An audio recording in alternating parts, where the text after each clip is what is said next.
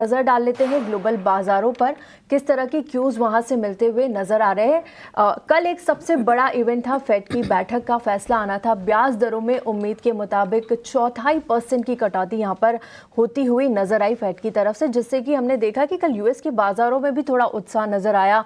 डाउ 1% की तेजी के साथ यहां पर बंद होता हुआ नजर आ रहा है और एशियाई बाजारों से भी पॉजिटिव संकेत यहां पर आते हुए नजर आए। लेकिन ओवरऑल किस तरह के संकेत यहां पर दिख रहे हैं, फेड की जो आउटकम आया उससे कौन सी बड़ी बातें यहां पर निकल कर आई है, ये सब बताने के लिए हमारे सहयोगी अभिषेक सत्यव्रतम इस वक्त हमारे साथ जुड़ चुके हैं। गुड मॉर्निंग अभिषेक।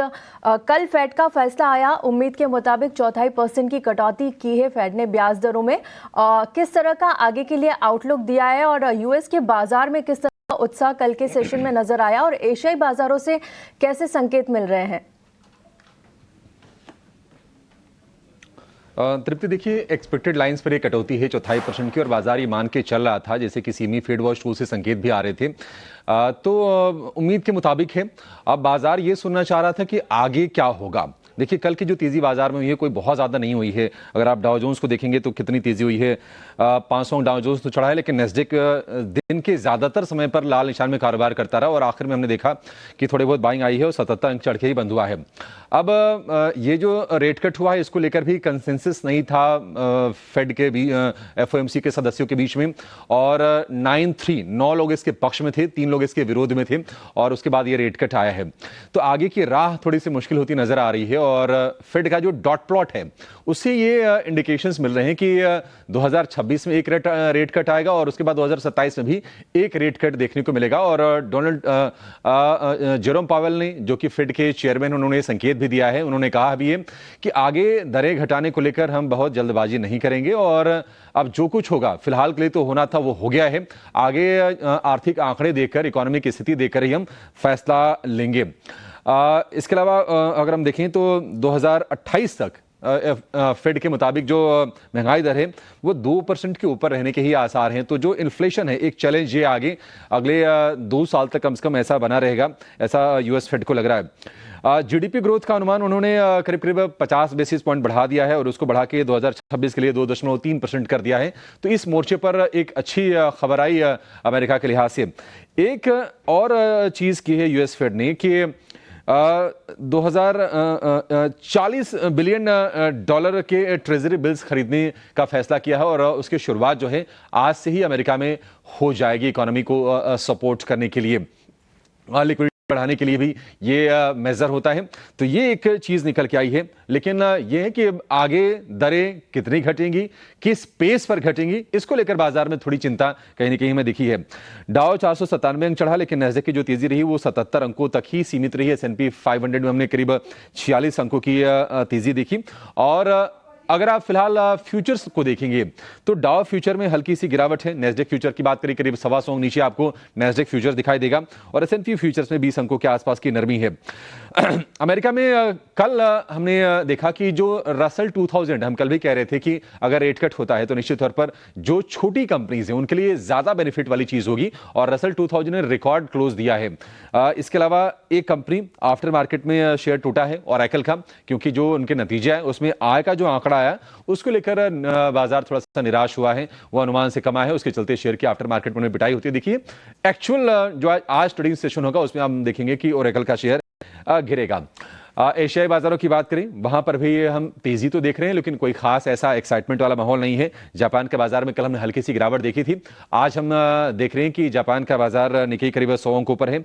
कोरिया की बात करें, कोरिया में हमने देखा कि 2 दिन की नरमी रही और आज हम देख रहे हैं कि करीब करीब आधे % की तेजी पर आपको कारोबार होता हुआ दिखाई देगा। तो ये एशिया में बढ़त पर शुरुआत हुई है और भारतीय बाजार में बढ़त पर शुरुआत होने के संकेत है। 80 अंक ऊपर हम गिफ्ट निफ्टी को देख रहे हैं। कल हमने देखा था कि लोअर लेवल से बाजार में रिकवरी की कोशिश हुई थी। अन्य संकेतों की बात करें, एज एक्सपेक्टेड अगर बॉन्ड से मान लीजिए पैसे निकलते हैं दरें घटने के बाद तो सेफ हेवन डिमांड सोने की बढ़ी है। सोना और चांदी दोनों चले हैं। चांदी ने तो नया रिकॉर्ड बनाया है, $63 के ऊपर निकल गया है अंतर्राष्ट्रीय बाजार में चांदी का भाव। सोने की बात करें तो कल हमने देखा कि $35-40 के आसपास की मजबूती और आई है और जो भाव है $4275 प्रति औंस के आसपास है। क्रूड गिर के 62 के आसपास आ गया था, $62 तक आने के बाद थोड़ी सी रिकवरी आई है, क्योंकि अमेरिका ने वेनेजुएला कोस्ट पर उनका एक ऑयल टैंकर सीज किया है, तो सप्लाई को लेकर थोड़े से कंसर्न से थोड़ा भाव को सपोर्ट मिला है, लेकिन $62 के आसपास के कच्चे तेल के भाव में ज्यादा चेंजेस है नहीं। डॉलर इंडेक्स में थोड़ी स्ट्रेंथ बढ़ी है, हमारे लिए थोड़ी सी चिंता की बात यह होगी क्योंकि डॉलर इंडेक्स निकल गया है 99.5 के ऊपर, और यूएस के 10 ईयर की जो बॉन्ड यील्ड है वो थोड़ी सी सॉफ्ट हुई है, ये भी एक्सपेक्टेड लाइंस पर है, 4.13% पर है। तो कुल मिला जुला के जो संकेत हैं वो पॉजिटिव साइड के ही कहेंगे, बहुत ज्यादा कोई ऑप्टिमिज्म एक्साइटमेंट नहीं है क्योंकि आगे दरें शायद कम रफ्तार से घटे, उसको लेकर वेट इन वॉच की स्थिति होगी। और हम देख रहे हैं कि हमारे जो अपना डोमेस्टिक संकेत है गिफ्ट निफ्टी 80 अंकों पर ठीक ठाक बढ़िया शुरुआत के संकेत दे रहा है। ऑलराइट, शुक्रिया अभिषेक इस पूरे राउंड अप के लिए और तमाम अपडेट्स के लिए। अब देखना होगा कि हमारे बाजार इन तमाम ट्रिगर्स कैसे आगे भुनाते हैं। लेकिन चलिए घरेलू और विदेशी संस्थागत निवेशकों की तरफ से किस तरह के खरीदारी और बिकवाली के आंकड़े आ रहे हैं उस पर डाल लेते हैं एक नज़र। तो क्लियरली एफआईआईस के संदर्भ में अगर हम देखें तो कैश मार्केट में 1651 करोड़ की यहाँ पर बिकवाली होती हुई दिखाई दे रही है विदेशी संस्थागत निवेशकों की तरफ से ये आंकड़ा, लेकिन उसके एवज में हम देख रहे हैं घरेलू संस्थागत निवेशकों की तरफ से 3752 करोड़ का खरीदारी का आंकड़ा यहाँ पर आता हुआ हमें दिखाई दे रहा है। क्लियरली इंडेक्स फ्यूचर्स में ही बिकवाली करते हुए दिखाई दे रहे हैं विदेशी संस्थागत निवेशक और 1124 करोड़ की बिकवाली का आंकड़ा यहां पर आता हुआ दिखाई दे रहा है। इंडेक्स ऑप्शंस 2325 करोड़ की खरीदारी का आंकड़ा एफआईआईएस की तरफ से हम आता हुआ देख रहे हैं। वहीं अगर स्टॉक फ्यूचर्स एफआईआईएस की तरफ से देखें 791 करोड़ की बिकवाली का आंकड़ा और स्टॉक ऑप्शंस में भी 888 करोड़ का बिकवाली का आंकड़ा आता हुआ दिखाई दे रहा है। तो क्लियरली ये पूरा ट्रेंड अगर आप पिछले 5 ट्रेडिंग सेशंस में देखें तो बिकवाली का नंबर जो है एफआईआईएस की तरफ से बढ़ता हुआ दिखाई दे रहा है और दूसरी तरफ हम देख रहे हैं खरीदारी का मोमेंटम जारी है घरेलू संस्थागत निवेशकों की तरफ से। तो चलिए ये एक राउंड अप जहां तक बड़े सौदों की बात है, लेकिन बाजार के लिहाज से आज और सेटअप को समझते हैं। हमारे साथ मार्केट एक्सपर्ट भी जुड़ चुके हैं राजेश भोसले। राजेश हाय, मॉर्निंग, स्वागत है आपका बाजार सवेरे में। और फेड की अनाउंसमेंट एक्सपेक्टेड लाइंस पर ही थी। फिलहाल ट्रिगर्स के तौर पर एशिया के और हमारे बाजारों के लिए संकेत जो मिल रहे हैं वो मजबूती की शुरुआत के ही मिल रहे हैं, लेकिन कल बाजार में हमने काफ़ी उतार चढ़ाव देखा। कोशिश की बाजार ने अपने ऑफ्स को कट करने की, लेकिन फिर भी सॉफ्ट क्लोजिंग ही हुई है। आज के लिए जो ट्रिगर है वो कितना इम्पॉर्टेंट है जो फिलहाल दिखाई दे रहा है, और ये कितना बाजार का मूड चेंज कर सकता है? टेक्निकली चार्ट्स पे आप क्या इसको डिसाइफर कर पाएंगे राजेश? जी नमस्कार कविता जी, गुड मॉर्निंग। जी देखिए हफ्ते के स्टार्ट से ही हम 25,700 को एक इम्पोर्टेंट सपोर्ट लेवल कंसिडर कर रहे हैं। ट्यूसडे को हमने देखा था कि निफ्टी ने 25,700 का लेवल टेस्ट करके काफी अच्छा रिकवरी हमें देखने को मिला था। कल उतना फॉलोअप बाइंग नहीं था, बट 25,700 का लेवल जो है होल्ड किया था।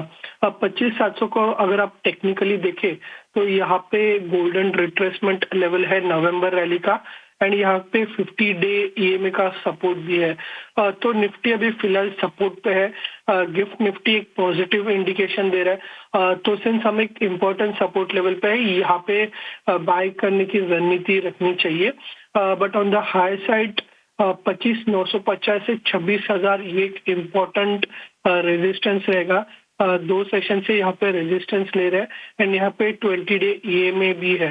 तो 25,700 26,000 ये एक इमीडिएट रेंज जो है मार्केट में हम देख रहे हैं। अगर आप सिमिलर लाइंस पे अगर आप ब्रॉडर मार्केट्स को देखें, मिड कैप या स्मॉल कैप, तो वो रिसेंटली काफी अंडर प्रेशर रहे हैं। बट ट्यूसडे के दिन जो हमने रिकवरी देखी थी लोअर लेवल से, तो वहां पे एक बुलिश हैमर पैटर्न बना था स्मॉल कैप और मिड कैप में। एंड कल डिस्पाइट निफ्टी और बैंक निफ्टी ट्यूसडे के लोस रिटेस्ट कर रहे थे, स्मॉल कैप और मिड कैप जो है अपने ट्यूसडे के लो से काफी दूर थे। तो कहीं ना कहीं ब्रॉडर मार्केट्स में एक स्ट्रेंथ हमें एक पॉजिटिव डाइवर्जेंस दिखाई दे रहा है। तो यहाँ पे स्टॉक स्पेसिफिक बाय करने की रणनीति रखिए, वहां पे आपको आउट परफॉर्मेंस देखने को मिल सकता है। ठीक है राजेश जी, यहाँ पर आपने निफ्टी का एक लेवल बताया है 25,700 से 26,000 तक की जो रेंज है वो काफ़ी अहम है। उसके बाद 26,000 के बाद भी आपको लेवल्स यहाँ पर दिखते हुए नज़र आएंगे। मिड कैप और स्मॉल कैप पे आपने पॉजिटिव आउटलुक यहाँ पर दिया है, लेकिन आज के लिए कोई ट्रेडिंग पिक्स आपकी तरफ से?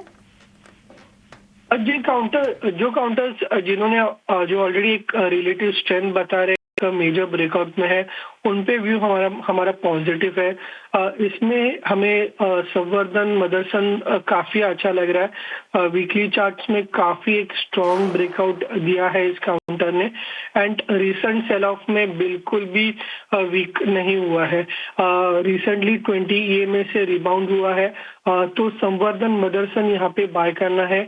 116 के आसपास की क्लोजिंग है, 112 के स्टॉप लॉस के साथ बाय करना है। नियर टर्म में हम एक्सपेक्ट करें 124 के लेवल्स। सिमिलरली अगर आप कमिंस इंडिया का चार्ट देखें तो कंटिन्यूस एक high top high bottom structure में ट्रेड कर रहा है। कोई भी जो डिप है अराउंड 20 डे EMA के आसपास, तो वहां पे बाइंग हमें देखने को मिल रही है। कल के सत्र में भी ये स्टॉक काफी पॉजिटिव था, स्ट्रॉन्ग था, और एक इंट्राडे में एक ट्रेंड लाइन ब्रेकआउट जो है हमें देखने को मिल रहा है। तो यहाँ पे कंटिन्यूएशन एक्सपेक्टेड है, तो कमिंस इंडिया भी यहाँ बाय करके चल सकते हैं। 45-35 के आसपास की क्लोजिंग है। 44-40 के स्टॉप लॉस के साथ बाय करना है for the near term targets of 47-20। ठीक है, यहाँ पर आपने 2 बाय की कॉल दी है। कमिंस इंडिया पर आपने खरीदारी की राय दी है। 4535 करंट लेवल पर खरीदारी करिए और एक स्टॉप लॉस लगाइए 4440 का, और टारगेट 4720 तक के कमिंस में आपको मिल सकते हैं।